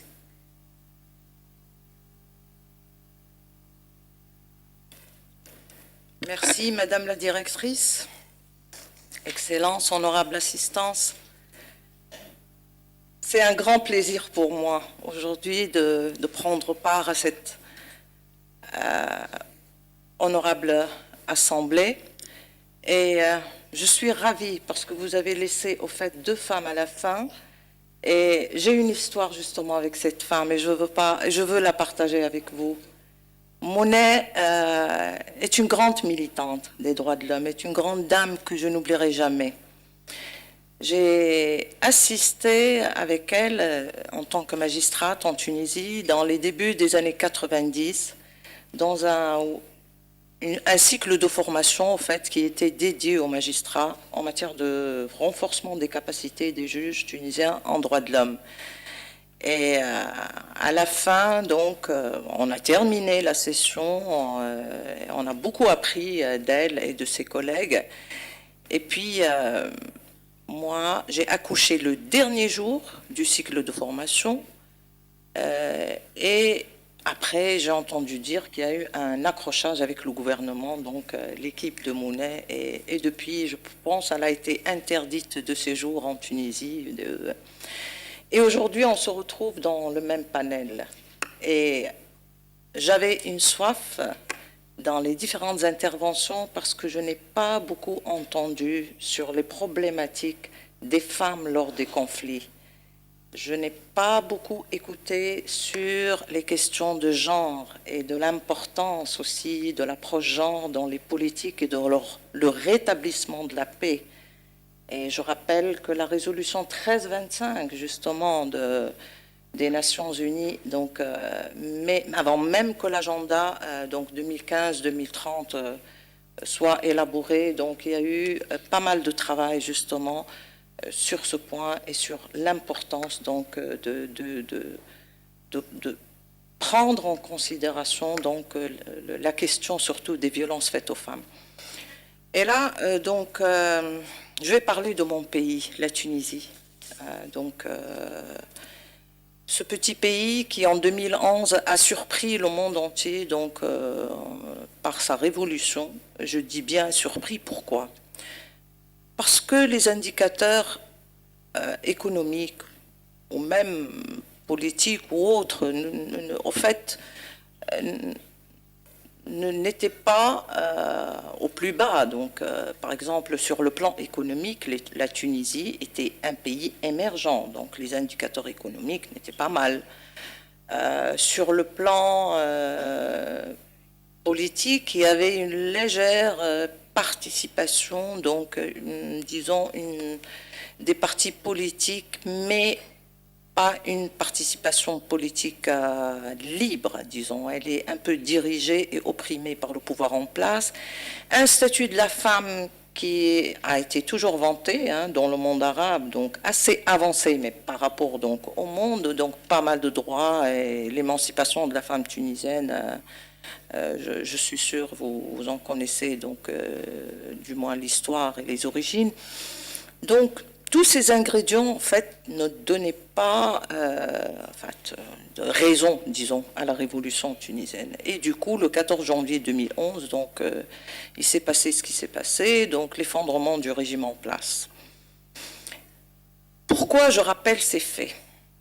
Parce que justement, c'est pour vous dire que c'est pas toujours, disons, le développement économique sans un état de droit n'est pas viable. Mais le contraire est aussi juste. C'est-à-dire, ce qu'on a vécu après la Révolution, c'était, disons,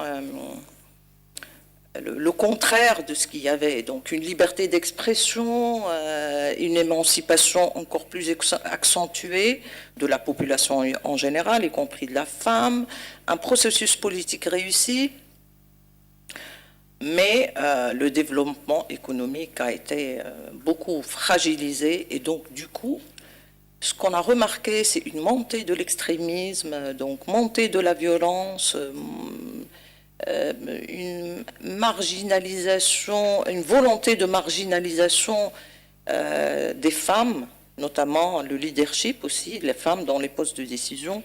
Et donc c'est un peu surprenant ce cours de l'histoire qui se renverse à chaque fois. Et donc, c'est pour vous dire que rien ne se fait sans l'autre. Un développement économique apparent, mais qui, au fond, ne prend pas en compte, qui n'est pas inclusif, qui ne prend pas en compte les besoins spécifiques, que ce soit des régions comme chez nous, parce que c'était ça, c'était un développement qui n'était pas, le modèle économique n'était pas inclusif. La somme des droits aussi n'est pas garantie pour tout le monde, donc il y a des droits dans les textes, mais ce n'est pas garanti pour tout le monde. Donc une justice en partie asservie, etc. Donc le système n'est pas viable. Donc pour garantir une paix durable et un développement durable, il faut un préalable, il faut des textes de loi, il faut un respect des droits et il faut aussi un développement économique. Parce que sinon les gens vous disent, écoutez, donc c'est notre quotidien en fait, c'est notre pain quotidien qui importe. Et pas c'est le droit à l'expression ou donc je ne vais pas manger à ma faim avec le droit à l'expression, et c'est ce qu'on répète maintenant certains en Tunisie. Autre chose, c'est que dans ces transitions, ces transitions démocratiques, surtout même dans la période plutôt de consolidation de la démocratie, quand on commence au fait à bâtir les institutions comme en Tunisie, parce que nous avons élaboré une constitution d'une manière et avec un processus consensuel, et nous avons une constitution avant-gardiste, et maintenant nous sommes dans la phase justement de la construction des institutions durables. Bientôt d'ailleurs nous verrons la mise en place de la Cour constitutionnelle, qui, elle, au fait, est une garantie suprême, avec sa place donc dans la Constitution, de tous les droits énoncés dans la Constitution. Alors, par exemple, dans ce contexte, quand on parle des droits des femmes, et on a eu cet été, l'été dernier, un débat vraiment houleux sur ces questions-là, quand le Parlement a adopté la loi sur la violence à l'égard des femmes. Et c'est une loi vraiment très très importante et d'une avancée majeure dans le contexte et dans le corpus juridique tunisien. Mais surtout aussi suivie par l'annonce qui a été faite par le président de la République concernant la nécessité, du moins, d'amorcer le débat sur l'égalité sur l'héritage.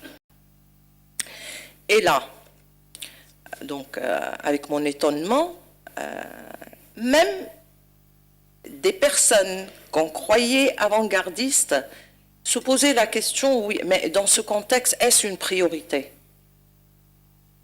Oui, est-ce une priorité? Du moins, la question a été posée. Donc, cette commission qui a été formée pour réfléchir sur la question a été beaucoup critiquée, comme quoi, bon, en fait, on veut masquer les difficultés que vive la société dans cette phase de transition et de consolidation de la démocratie avec des questions farfelues, entre guillemets, comme l'héritage ou l'égalité ou les lois sur la violence à l'égard des femmes, etc. Et qu'en Tunisie, ce n'est pas un problème, ainsi de suite. Bon, ça c'est une parenthèse que j'ai ouverte parce que, juste pour compléter tout le débat qui a été fait. Mais je vais revenir aussi à la construction et l'engagement de la communauté internationale sur ces questions de l'appui au fait qu'on apporte et la vision parfois différente d'un pays à l'autre, d'une transition démocratique à l'autre, sur ce qui est prioritaire justement dans la construction démocratique et donc aussi le respect de l'état de droit.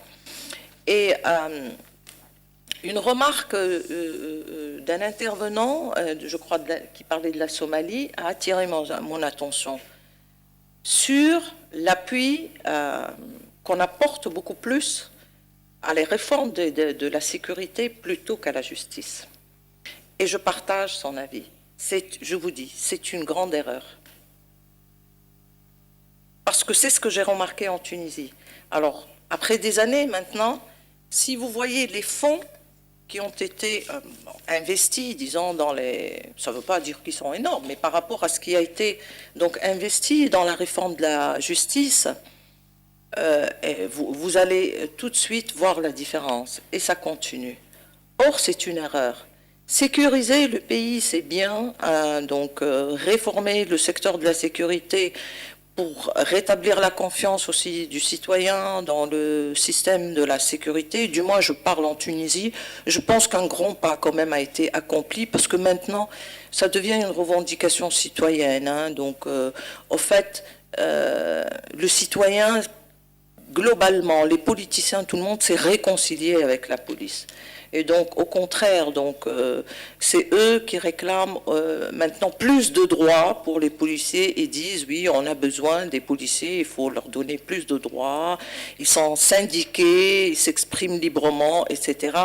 Donc, au fait, on n'a pas vécu une grande crise avec le système de sécurité en Tunisie. Bon, mis à part, bien sûr, la menace terroriste, etc., à laquelle, au fait, même l'armée fait face, donc elle apporte aussi son appui à la police.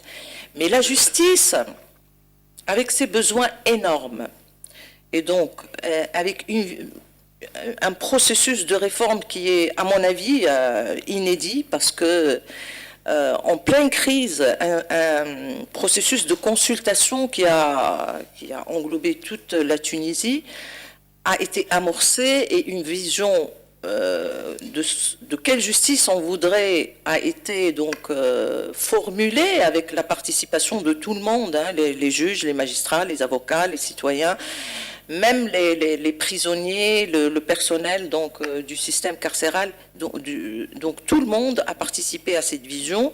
Elle est là, tout le monde est d'accord, des plans d'action sont là, mais les ressources sont insuffisantes. Et c'est important. Donc parfois, même si on veut réformer, même s'il y a l'appropriation, même s'il y a toute la volonté du monde, les réformes ont du mal à arriver. Et dans un secteur aussi important que la justice, parce que les moyens manquent. Et donc il faut qu'il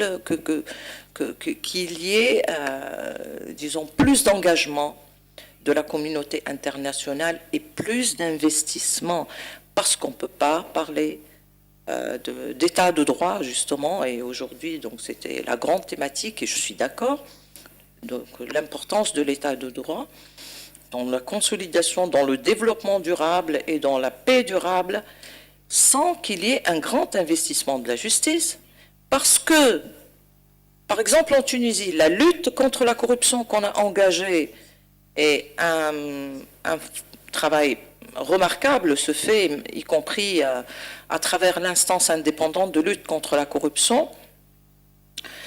Oui, mais il y a peu de magistrats pour ça, donc même si la volonté existe, l'infrastructure ne suit pas. L'informatisation n'est pas généralisée, on n'a pas un système sécurisé d'échange d'informations. Aussi, on n'a pas une justice, disons, où le numérique est central, parce que aussi, même dans la lutte contre la corruption, donc, on sait que le système informatisé réduit énormément donc, la corruption. Donc, plus il y a moins de contact entre le public et le personnel judiciaire, là où il y a moins de corruption. Je ne veux pas être longue, donc je suis à votre disposition si vous avez envie de poser plus de questions sur ce qui se passe en Tunisie, qu'est-ce qu'on est en train de faire. Et voilà, j'ai voulu toucher un peu à tout. Merci. Thank you very much, Najat, for the strong and passionate statement that you made, and bringing it down to the reality of Tunisia. Now, if people in the audience are wondering why we chose to have the two women intervene towards the end of the session, is because tomorrow morning they will be the first ones.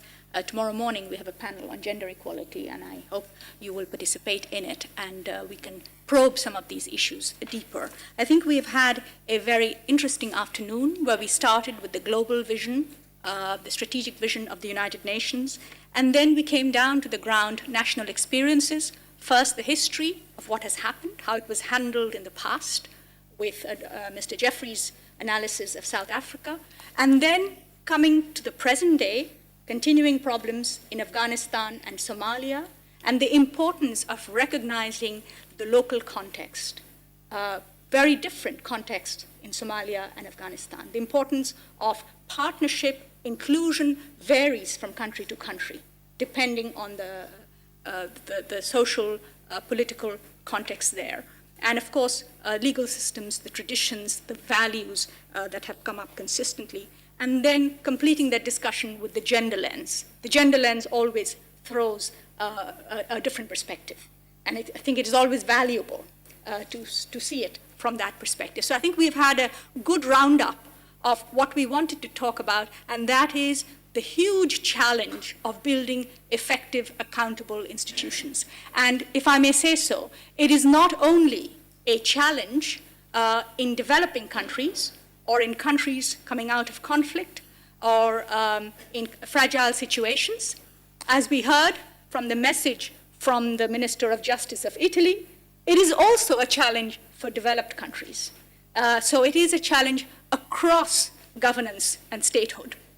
And what keeps that challenge going and pushes it towards resolution, improvement, is actually the power of citizens. Active, empowered citizens are very important in order to be able to have good, effective institutions. It's like supply and demand in economics. If you demand, if citizens demand, then you get the supply of justice.